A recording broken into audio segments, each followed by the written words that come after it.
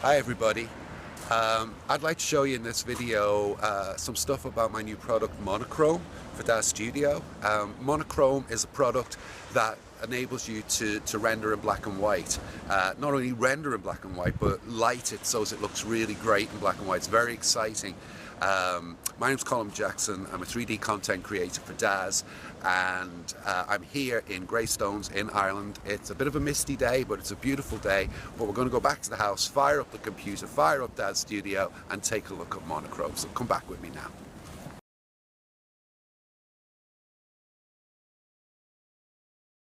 Hi again, everybody. So here we are here now back at my house, and I'm going to be telling you a little bit about my new product, Monochrome for DAZ Studio Iray. Now what Monochrome does is it allows you to light your scene and render it in monochrome, as in black and white, directly in DAZ Studio. And you can see some images here that I've used for promos for the product to get an idea of what I'm talking about. I was very influenced most of my adult life by the classic black and white photographers, especially from the 1940s and 50s Hollywood era. My favorite photographer then would be this guy here, George Hurrell, and he photographed loads of the stars like Joan Crawford and Marlene Dietrich, and he used this incredible high contrast lighting with very deep shadows and bright highlights that just gave this incredible mood and drama into his portraits. And so what I've done here is I've tried to create a light set that can give us that look within DAZ Studio with as little effort as possible. So here is the scene that I've got loaded up in DAZ Studio at the moment. This is a render that we're looking at, and it's a very simple scene. It's just a G3 female, and she's pretty much standing in the default position with her arms down, looking straight at the camera. Now this scene is actually included in the product, so you can recreate it yourself or something similar. Obviously you're not going to want to recreate the same thing, but you can use this scene to make your own render. And there's also other scenes. There's 5 scenes included which are ready to render, so all you need to do is load in the scene and add your figure or figures and press the render button, and you should be good to go. But what we're going to do is we're going to take a look at Monochrome and have a look at some of the bits. There's a lot going on in it. There's a lot of lights, there's backdrops, background materials, floor materials, different types of lights. So we're going to take a quick look at every little bit, and you can see what it's all about. So basically, when you firstly install Monochrome, it gets installed into your lights presets library here, and then you just click on there and you go to Render Studio. It's listed under Render Studio because what I'm doing is a lot of the lighting packages that I'm going to be releasing at DAZ are all going to be part of the Render Studio theme. You don't actually need the original Render Studio to use them. They're all standalone. So as you can see here, we've got the Render Studio base and Monochrome underneath the Render Studio library here. So we just open up the Monochrome library here. You can see this is the basis of what's included. We have background lights, cameras, photometric spotlights, props, which would be your backgrounds, reflector lights, render settings, the scenes that I've already told you about, some softbox lights, a specular light, and some utilities to hide and show the mesh lights that are included. So if we just take a look at, first of all, the background lights here. So we just open that up, and you've got two different categories of background lights here. You have circular. Now we've all seen these circular spotlights projected behind figures, be it in the movies or in theatre or on TV. You've got three different hard edge spotlights of different sizes, and three different soft edge spotlights of different sizes that are projected directly onto the background. They give a really nice halo effect behind the subject. If we look at the render here that I've already done, this is created with one of the soft background spotlights here, and it's just on a cloudy, smoky background. It's a really nice halo around the back of the figure. So in the other background light library, we have what are called glancing lights, and what these do is they basically they glance across the background at an angle as opposed to pointing directly at it. If I bring in my auxiliary viewport here, which is going to give us some real-time rendering so as we can actually see what's happening, and I disable the background light here. Oh, by the way, if you want to know how to set up the auxiliary viewport for real-time rendering, if you look at my Specular Lights video on YouTube, I go into the details in that video of how you can actually set that up.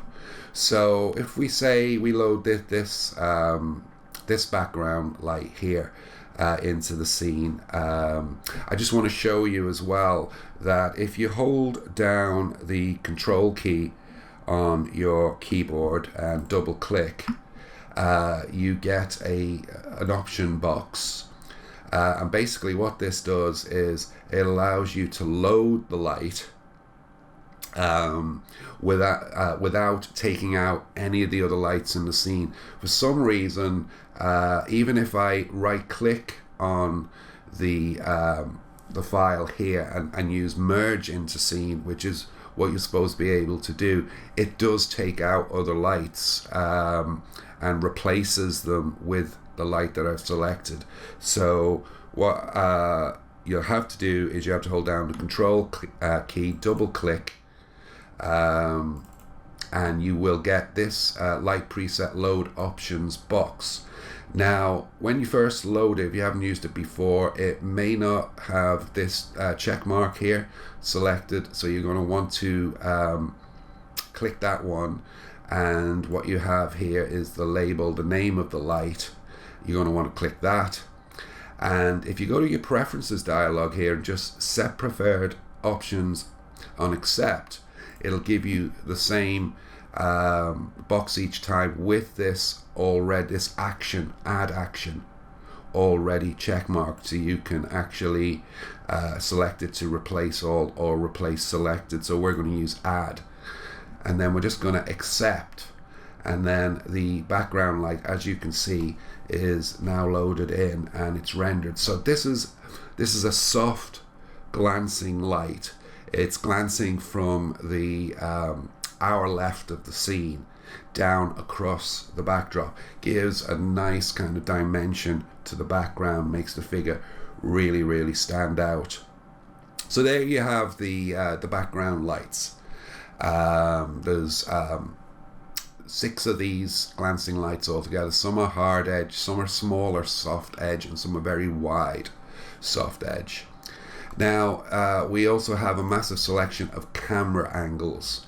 These are the same cameras that were in the Render Studio base, so you might already be familiar with them. There's no point me recreating the same cameras twice for each separate product, but for those of you who don't have the Render Studio base, now you can also have the same cameras, and they're very useful for setting up your scene.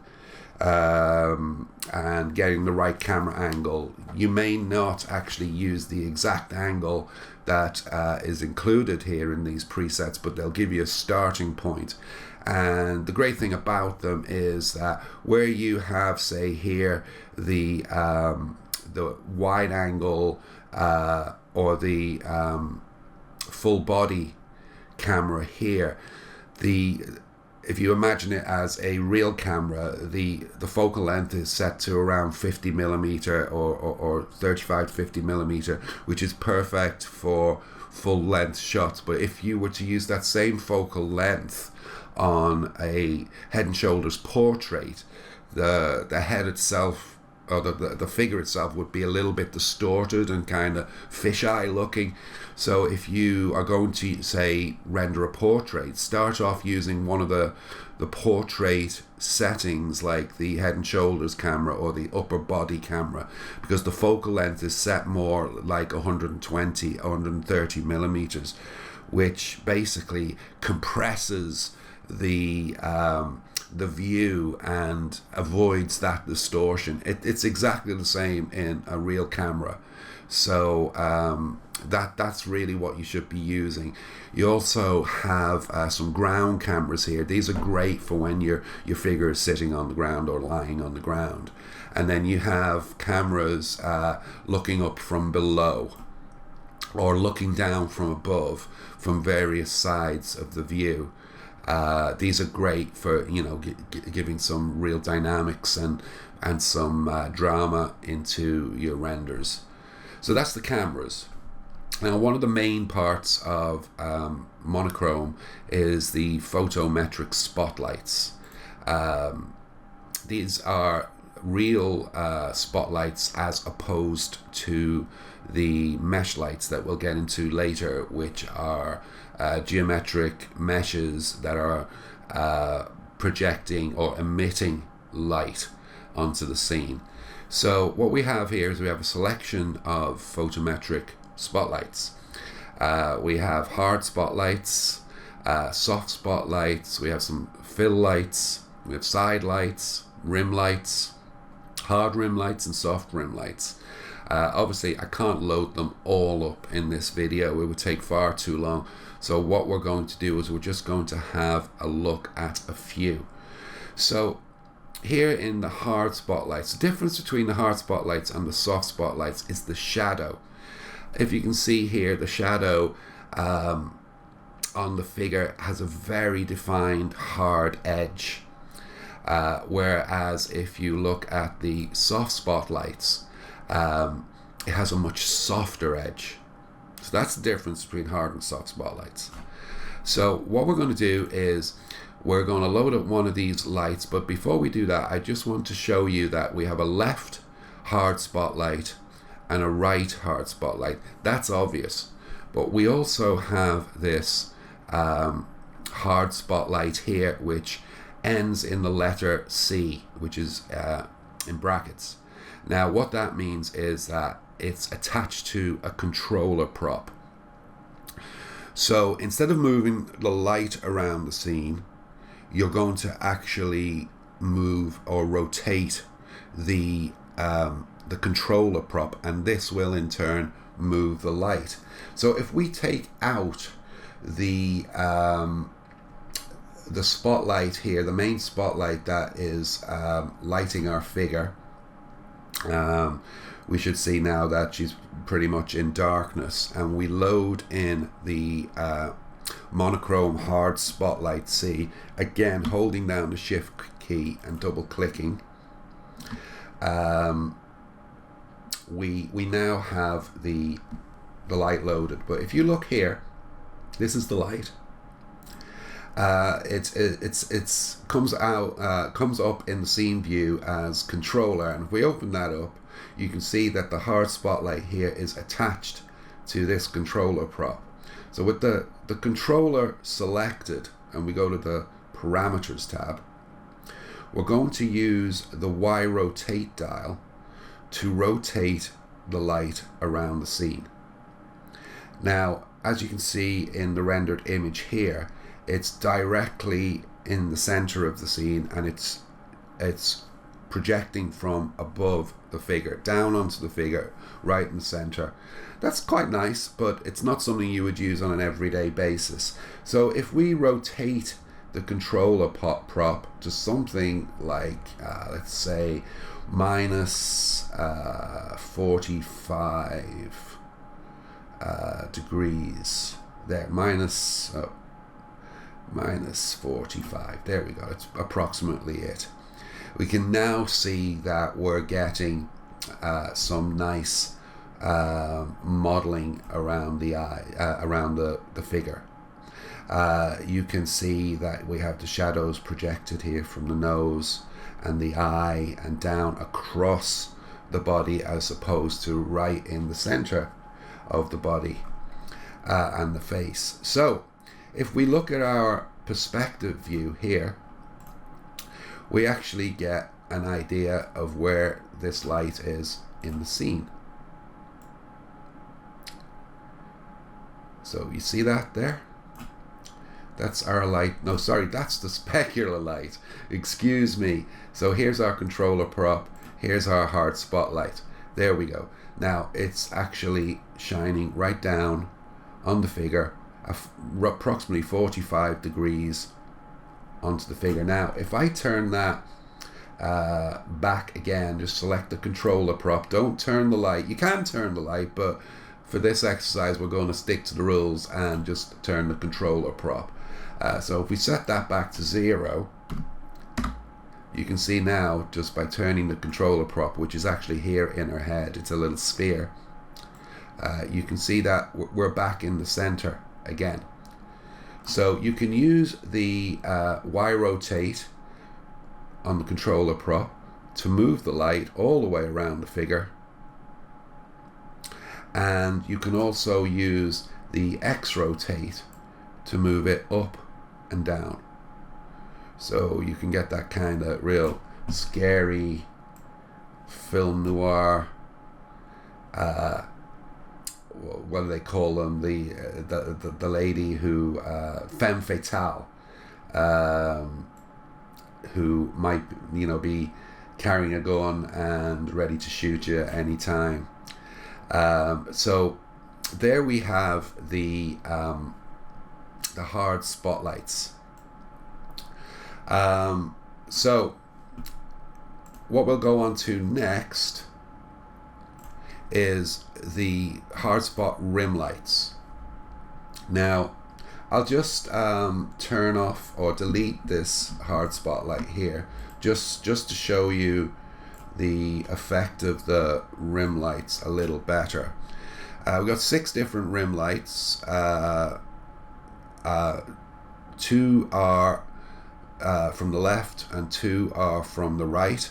One rim light is wider than the other, that's why we have 2 sets, and we have 2 which are directly behind the figure.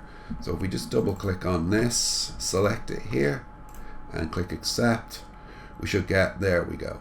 Now as you can see, we have nice rim light on the shoulders and at the top of the hair. So if we take that one out, delete that one, and we load let's say this one here, we can see that this one comes from the left of the figure, our right, and that's your hard rim lights. So we'll just take this out before we move on. Now these are soft fill lights. Now what these are for is that when you have very dark shadows, they will actually lighten the shadows for you. So if we load in our hard spotlight here again, and let's get this one in here now. So now we have very, very hard shadows. You can especially see them underneath the nose and the chin of the figure. So if we load in our soft fill lights, they come from the left and the right and the center. I tend to use the center a lot, it's just the way I work, but if you were using say a hard spotlight, or any spotlight that gives you dark shadows, that was projecting the spotlights onto, say, the right side of the face, you could use the left fill light to lighten up the lights, the shadows on that or the opposite side of the face. So for this, we're just going to use the soft spot center. Let's just double click on that and just let's see if it makes much of a difference. There, as you can see, our shadows are much depreciated. So that's your soft fill lights. So let's just take some of these lights out again, just so as we can move on and add in some different lights. Here we have our soft spots. Now again, we have a soft spot which is got a letter C on the end, which means again you use the controller and you can rotate it around the figure up and down. Same idea, only with softer shadows this time. And we have our a wide selection of soft spotlights. This one here and this one are basically your standard key light. So say we load in this right hand side key light here. Okay, so that's giving you some nice key lighting. One side of the face is brightly lit and the other side of the face is more in shadow. So I'm just going to move this out of the way and we're going to go to our perspective camera here, so that you can actually see the light and what it's doing. This is the light here. So it's approximately, again, at about 45 degrees to the right hand side of the figure there, and it's slightly above, pointing down at the figure. So we'll just take this one out, and we're going to look at one of these lights here. You see they say high and higher. Now that basically means that they're, instead of being slightly above the figure, they're quite a lot above the figure, quite high, pointing downwards. And this is one of the keys to creating that George Hurrell Hollywood look within your renders. So let's take a look at one of these. So let's take a look at the right higher. So let's load that one in here and have a look at what renders. Okay, already you can see that the shadows are deeper and the eye socket here is much darker, and the cheek area and below the chin and the neck is very much darker, very much more dramatic. Even if we take this one out and we load in a center one, we can actually see some nice, even on the center, some nice dramatic lighting coming into effect. Now that works really well in the center too, and in fact I think that is the light that I've used here in this render. So I wouldn't normally use a spotlight directly in the center as a main light, but for this kind of lighting, this George Hurrell Hollywood noir kind of lighting, it really works. So there we have some of the main soft spotlights. Now this is one that really I love. They're called Rembrandt Lights, and the reason they're called Rembrandt Lights, and I'm just going to flash up a little detail here, is that Rembrandt the painter, as I'm sure you all know, he used this technique in many of his paintings, portraits, where he has this one side of the face is very brightly lit, and the other side of the face, underneath the eye, there's like a triangle of light, and the shadow beneath the triangle loops around the lips, beneath the nose, around the mouth, and blends into the dark shadow on that side of the face. Gives a very, very spectacular lighting effect. So let's load one of those in. We'll just delete that. So let's go for the right hand side, seeing as our hair is on the left, and see what happens here. Okay, so we'll just add that one in and then move this over. Now straight away you can see the triangle of light underneath the eye, and the way the shadow from the nose loops into that bottom of the triangle, almost a heart shape underneath the eye. The opposite side of the face is brightly lit, and this is what is known in photography as Rembrandt lighting. So that's something that I've never really seen exploited in what we do in DAZ Studio or in Poser. So I'm hoping that that's quite a new kind of setup here for you guys to try. So I'm just going to delete that one, and we'll move on to the side lights. Now, side lights are pretty obvious. It's one light from exactly directly from the side. So if we load up this one here, we can see what that one does. There we go. Very dramatic side lighting. So there you go. Very easy to use, very easy to understand. Again, we have 6 more rim lights. These are softer rim lights. So let's load one of them up and get an example of what they're like. There you go. Now we would use a soft fill or a key light, not so bright, in that scene.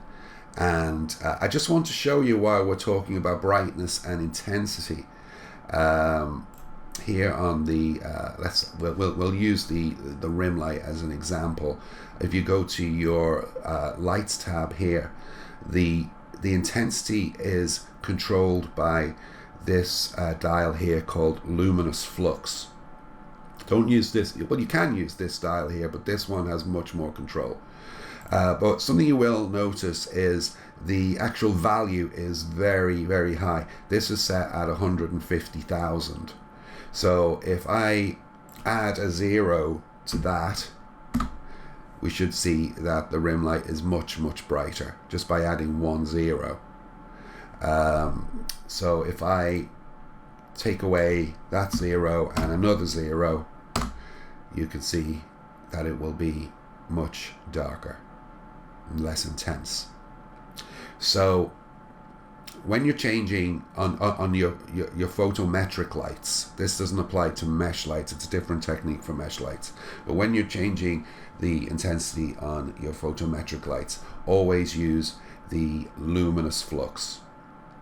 That will, and they're huge numbers, so you're playing around with adding zeros, taking away zeros, or you could, for example, change this first number here to a 9, and that will give you kind of intermediate control of the value, the intensity of the light change to a 5. It's kind of halfway between.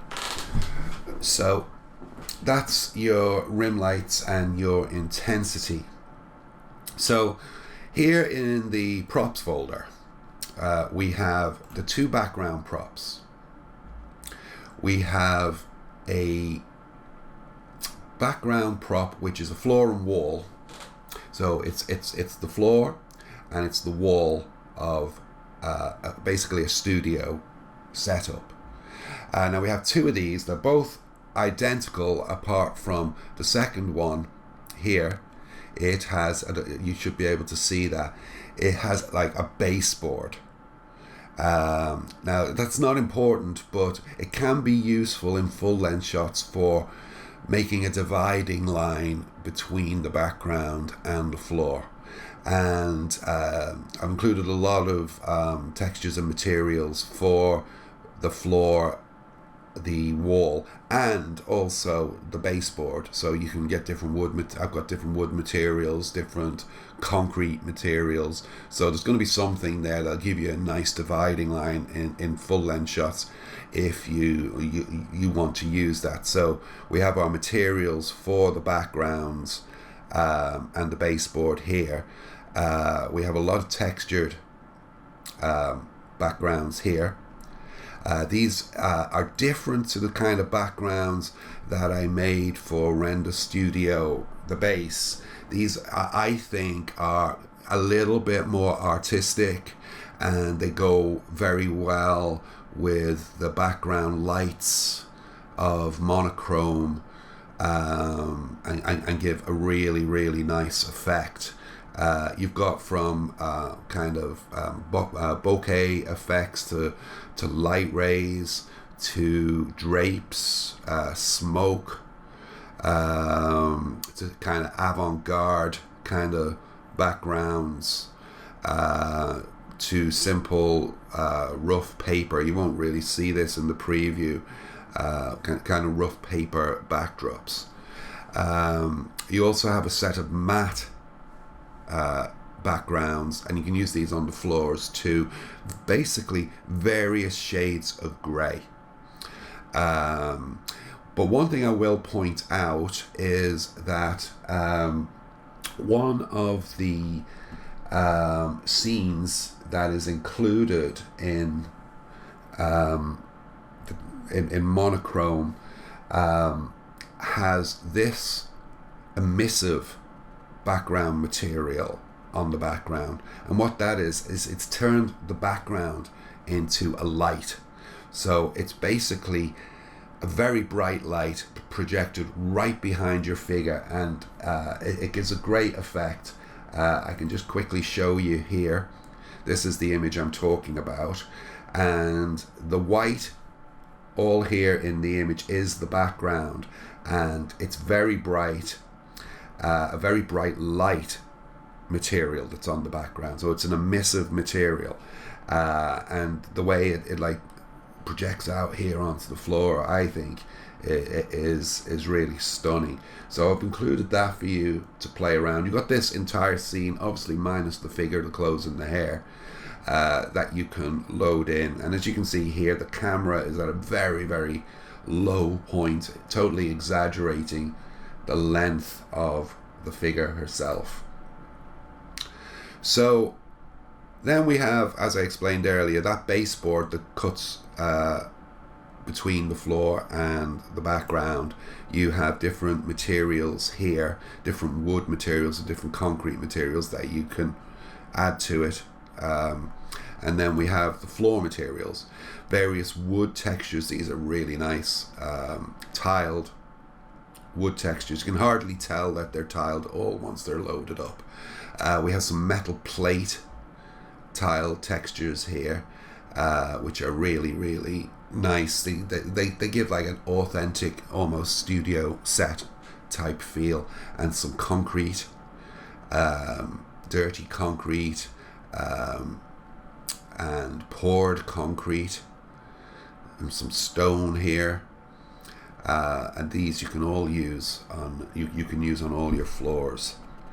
So now I'm going to take out this rim light here, and I'm going to add in this reflector light. Now this again is a C light, which means it's on a controller. Now this is a mesh light.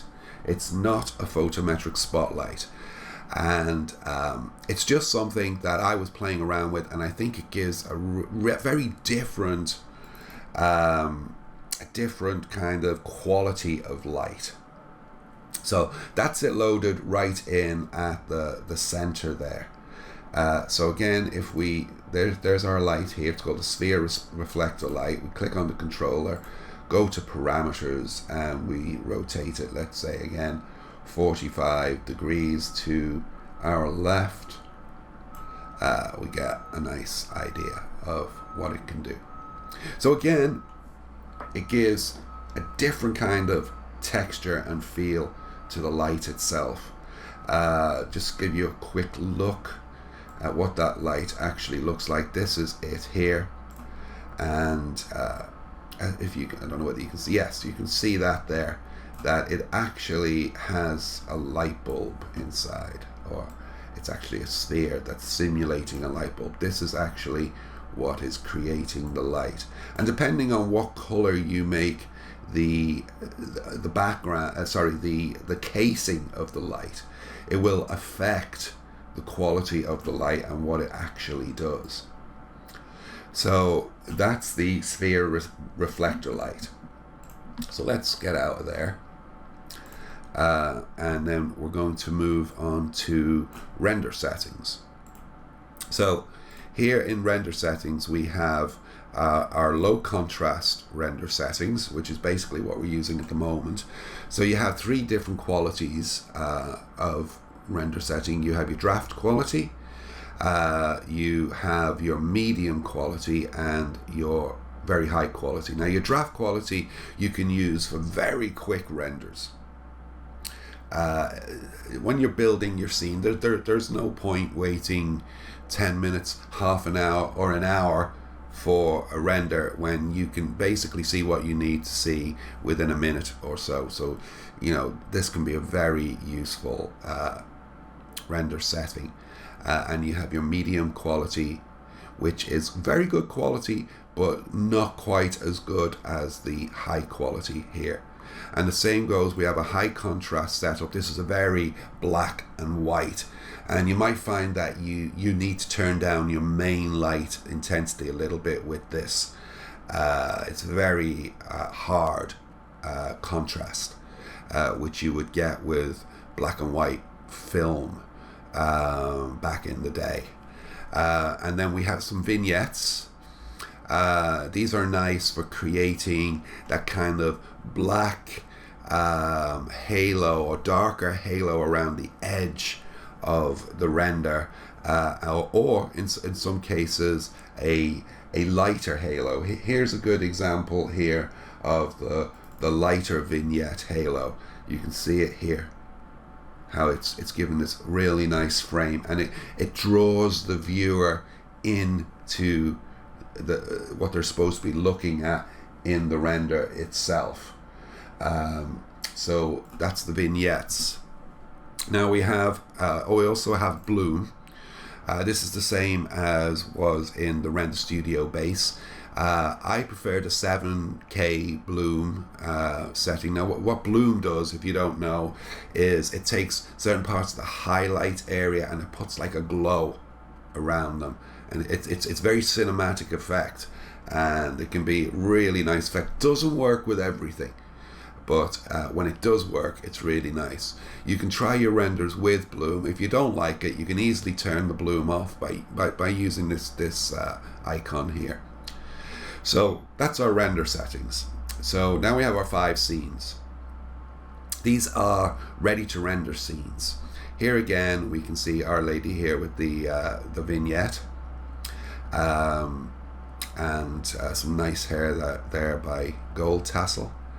And we have our scene here that I showed you earlier with the emissive background for you to try out, and 3 other scenes. This one very film noir, again, and this one here which we're working on at the moment, which is also quite film noir. Now moving on, that's our scenes. We have our softbox lights. Now, a softbox in a photographic studio is usually a huge big square light, which it would have a diffuse panel on the front, usually white, that completely softens the light. So these are very soft lights. So let's load one of these in and see what the difference is here. Now you don't have to use the control key with these because these are mesh lights. They're not going to take out any other lights in your scene. So we just double click on that one, and here it is, it's loading up here. Now straight away we can see how soft the shadows are in this. They're beautifully soft, almost velvety. Gives beautiful highlights in the eyes. So you've got your left and right, and you have your controller version here, which you can just use the Y and X rotate dials on the controller to move the light to any position that you want. So one of the nice things here is something that I've added, which I've never done before in any of my lighting products, be it for Poser or for Daz, is I created this light called a clamshell. Now, a clamshell light is essentially two lights. Let's just move this out of the way. Two lights there, one here, that basically gives very even lighting to your figure, and it's called a clamshell because it opens up like a clamshell. Now look at that, isn't that not beautiful portrait lighting?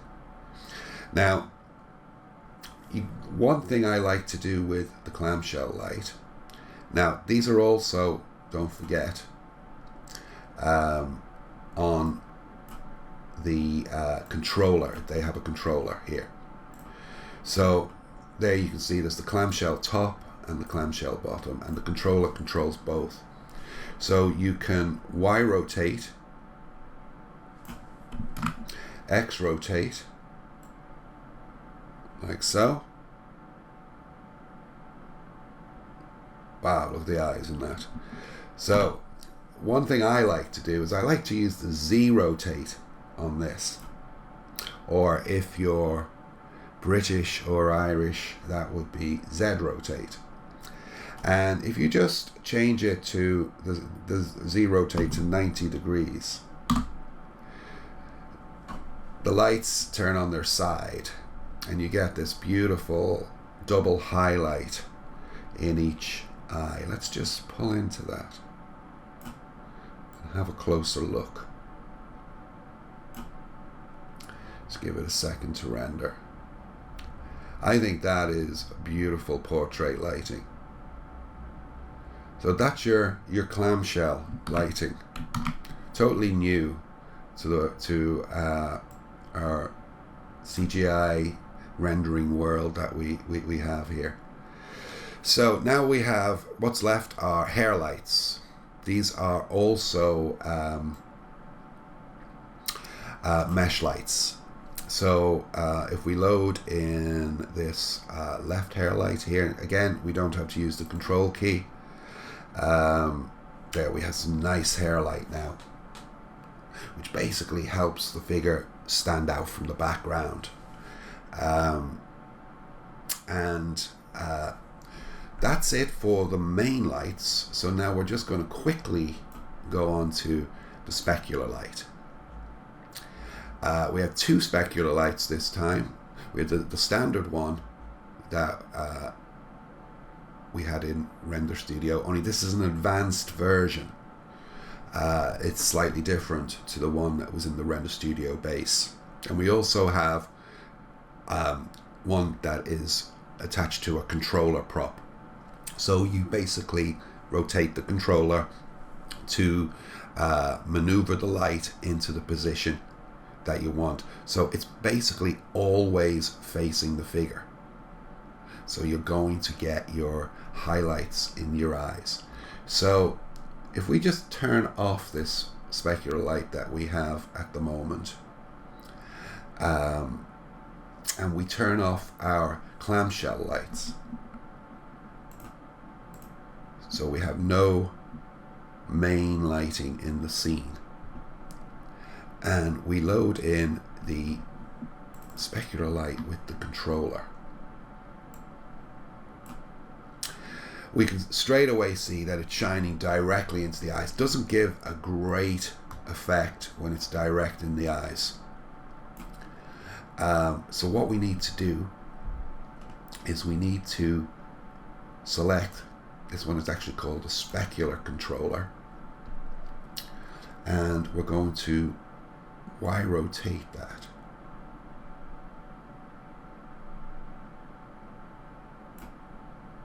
and move the specular highlight.